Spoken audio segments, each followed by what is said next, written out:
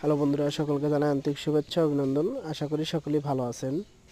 তো নতুন একটি ভিডিও নিয়ে আসলাম। এই যে একটি ফল গাছ দেখতেছেন, এই যে ফল। তো এই ফলটা অনেকে হয়তো চিনবেন, আবার অনেকেই কিন্তু চিনবেন না। তো এই ফলের নামটি আমি ভিডিওর শেষে বলতেছি।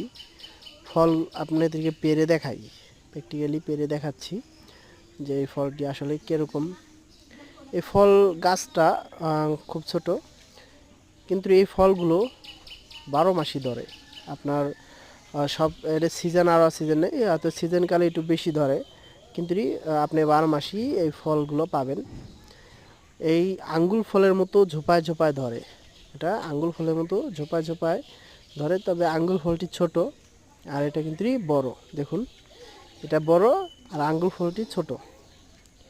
তবে এই ফলটি অনেক লোকেই রান্না করে খায়, আবার কেউ কেউ ভর্তা করে খায়। এটা সবভাবেই খাওয়া যায়, ঠিক আছে। তো এই ফলগুলো টক হয়ে থাকে, মিষ্টি হয় না, টক হয়ে থাকে, প্রায় তেঁতুলের মতোই টক হয়ে থাকে। এর হলো আপনার একটি কথা বলতে, এর গোড়া থেকে আগা পর্যন্ত এটা কিন্তু ধরতে থাকে, ঠিক আছে। লটকন যেরকম ধরে ঝোপায় ঝোপায়, এরকমভাবেই এটা কিন্তু ধরে। এর কোনো ডালপালার ভিতরে ধরার ইয়া নাই, আপনার যে কোনো জায়গায় এ ঝোপায় ঝোপায় এরকমভাবে ধরবে। দেখুন, ঝোপায় ঝোপায় এরকমভাবে ধরবে। তো এগুলোর নাম বলতে গেলে এটি আমাদের দেশে বেলুমদি বলা হয়। দেখুন, আমাদের দেশে কিন্তু এটি বেলুমদি বলা হয়। মানে আপনাদের দেশে কি কি বলা হয় অবশ্যই কমেন্টে জানাবেন, কোন জেলায় এগুলো কী নামে ডাকে। তো এটা আমাদের দেশে বেলুমদি বলা হয়। তো এটা আমি একটি খেয়ে দেখাচ্ছি।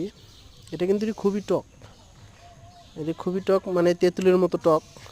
তো এটা অনেক লোকে রান্না করেও খায়, আবার কাঁচাও খায়। তো যার কাছে যেরকম ভালো লাগে। তো বন্ধুরা, এই ছিল আজকের ভিডিওটা ভালো লাগলে একটি লাইক করে দেবেন, আর অবশ্যই কমেন্টে জানাবেন কোন জায়গায় কী নামে ডাকা হয়।